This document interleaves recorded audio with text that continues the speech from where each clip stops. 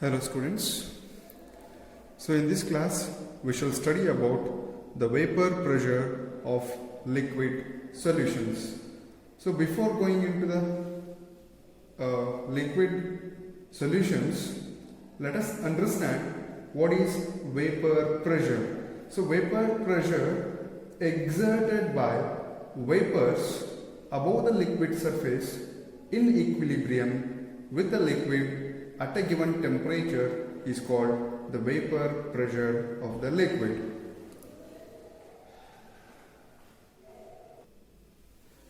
So now if I consider a container, closed container in which I have taken the liquid molecules, and this space is empty space here above the liquid surface. This is empty space. Now when these liquid molecules gets in the vapor form on the surface above the liquid, so these will be in equilibrium with this liquid surface. So that means that the number of molecules escaping from this surface to the empty space and the vapor molecules coming back to this liquid surface from this empty space will be equal. So when these two are in equilibrium at a given temperature, then this is called vapor pressure of the liquid. So these vapor molecules will be exerting a pressure that is called as vapor pressure of the liquid. And this vapor pressure depends upon the two factors, that is the nature of liquid and the temperature. The first one, the nature of liquid. Each liquid has characteristic vapor pressure which depends upon the nature of intermolecular forces. Molecules of liquids which have weaker intermolecular forces of attraction, they tend to escape readily into the vapor phase and therefore have higher vapor pressure.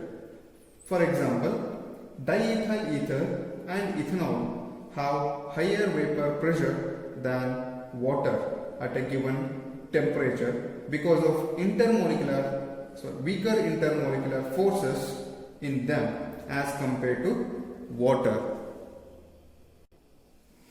Now let us consider the examples of ethanol and water. Now if you observe this ethanol molecule, here it is having weaker intermolecular forces of attraction compared to water molecule. Hence this ethanol molecules easily gets into the vapor form compared to water. Because of a stronger intermolecular forces between the water molecules, it cannot be, it takes bit more time to get vaporization compared to ethanol molecule. So there will be strong intermolecular forces of attraction between these molecules, hence they will be having lesser vapor pressure compared to ethanol molecule. Whereas ethanol molecule, here if you consider one more ethanol molecule where this will be getting easily vaporized because of weak intermolecular forces of attractions, so they will easily get vaporized. So this is about the nature of liquid that depends upon the vapor pressure of a liquid. The second one is the temperature. Temperature.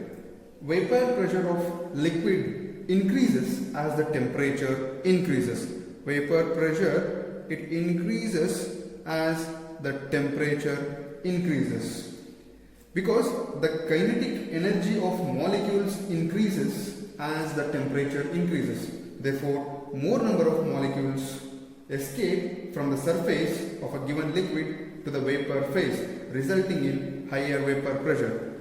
If I consider this container and if I give the temperature to this container, now the molecules which are present on the surface will tend to escape to this surface because of higher temperature. So these molecules will get higher kinetic energy. These vapor molecules will get higher kinetic energy, and these molecules will tend to escape to the or above the surface of the liquid. Hence, vapor pressure increases as you increase the temperature.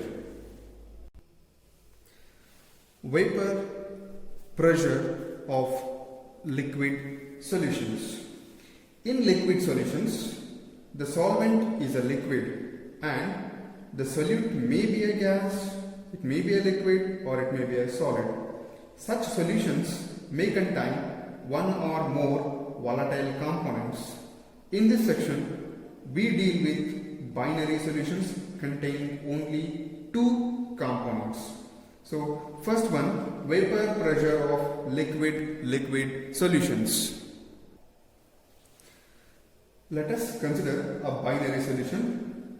So here I have taken two volatile solvents, that is liquids. The vapor phase of a binary solution of two volatile liquids placed in a closed container or closed vessel, it consists of vapors of both the components. I have taken two liquids here, so this will be consisting of vapors of both the containers, that is both the liquids. So I have marked with blue ink and red ink. So this is one volatile liquid and this is one more volatile liquid. So if you mix these two, so this will be consisting of both the liquid solutions. For such type of solutions, a French chemist, F.M. Rault, French chemist F.M. Rault, in the year 1886, he gave a quantitative relationship between partial pressure and the mole fraction. He gave the quantitative relationship between partial pressure and mole fraction of the volatile components. This relationship is known as Raoult's law. According to the Raoult's law, it states that at a given temperature for a solution of volatile liquids, the partial pressure of each component in a solution is equal to the product of the vapor pressure of pure component and its mole fraction. Let us consider a binary solution of two volatile liquids A and B. So let us assume that this is A liquid and this is B liquid. Both are volatile in nature, A liquid and B liquids. Let Xi A and Xi B be the mole fractions of A and B, and P naught A and P naught B be the vapor pressures of pure components A and B respectively at a given temperature. According to the Raoult's law, so that Raoult's law, partial pressure PA is equal to, it is the product of the mole fraction and the partial pressure of the pure component.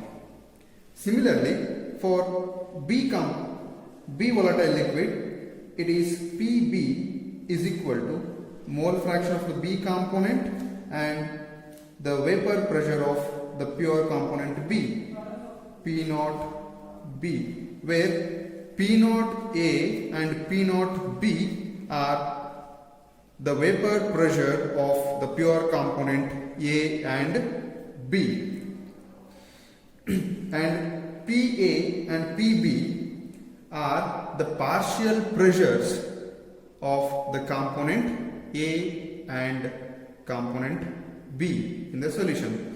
So according to the Dalton's law of partial pressure, Dalton's law of partial pressure says that the total vapor pressure, now if I consider this system, the total vapor pressure of this solution is equal to the partial pressures of individual molecules or the particles. So here I have taken two solutions, that is A solution and B solutions. If you add all these partial pressures, then that will be equal to the total pressure of these solutions. So hence P total, that is according to Dalton's law of partial pressure,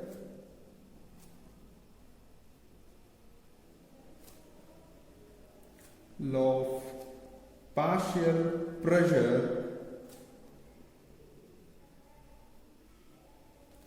P total is equal to partial pressure of, that is sum of the partial pressures of all the components. So here I have taken a binary solutions, so hence I am having only two components, that is PA and PB, where P total, that is the vapor pressure of this solution.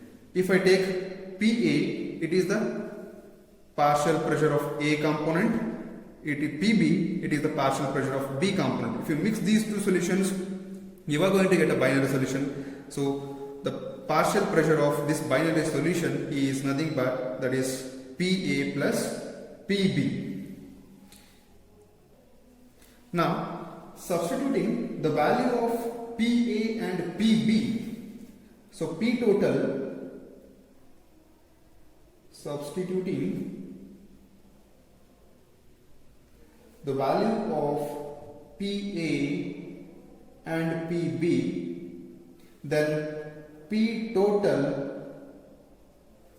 will be equal to, PA value is Xi A, that is mole fraction of A component, into the partial pressure of the pure component A, plus Xi B into PB naught. And we know that sum of the mole fractions of is equal to unity. That means that here I have taken two components, that is a binary solution, so where the mole fraction of A component and mole fraction of B component, that is equal to 1. Hence if I take XB value, then it will be equal to 1 minus XA, or mole fraction of the A component. Now if I substitute the value of XB value as 1 minus XA, then P total value, that will be equal to, in place of XA I will take, so XA is equal to 1 minus XB. You can consider either of the values, XB value aro ತಗೊಳ್ರಿ ಅಥವಾ XA value ನಾರು consider ಮಾಡ್ಕೊಳ್ಳಿ. So P total, that is equal to 1 minus XB into P naught A plus XB into P naught B. So this will be equal to P naught A plus P naught B minus P naught A into XB. I have taken XB common because it is present in this term also and in this term also. Hence I have taken this xb outside, so that will be equal to P naught A plus P naught B minus P naught A into xb. The total vapor pressure of a solution is directly proportional to the mole fraction of the component, that is either B component or A component. Since P naught A and P naught B are constants, this linear relationship is shown here, that is dotted lines, they represents the partial vapor pressures of A component and B component, and this line, it represents the total partial pressure, vapor pressure of the solution against the composition of the mixture. So here, if I consider x naught, that is xa, as 0, that means that since sum of the mole fractions are equal to 1, if xa is 0, then xb will be equal to 1. Now here I have taken xa as unity, then the mole fraction of the B component will be equal to 0. Now if xa is 1, then P is equal to, that is total vapor pressure, that is equal to P naught A into 1. Since xa is 1 and if xa is equal to 0, then the whole value will be equal to 0. Or if you take xb, now for this equation, if I take xb value as 1, then total vapor pressure, that will be equal to P naught A, that is pure component of the A component. And if xb value is equal to 0, then this value will become 0. So therefore, the plot of PA against XA should be a straight line, or if you take PB against XB, again that will also be a straight line. So P, that is total vapor pressure, P total, that will be equal to partial pressure of A component and partial component of B components. So this is the total vapor pressure of the component, that is P naught A plus P naught B minus P naught A into XB. The composition of vapor phase in equilibrium with solution is determined by the partial vapor pressure of the components. If Ya and Yb are the mole fractions of components A and B, then partial pressure of A component Pa, this will be equal to Ya into P total vapor pressure. Similarly, for Pb, so this will be equal to mole fraction of the B component Yb into total vapor pressure, where this P total, that is equal to Pa plus Pb. Thank you.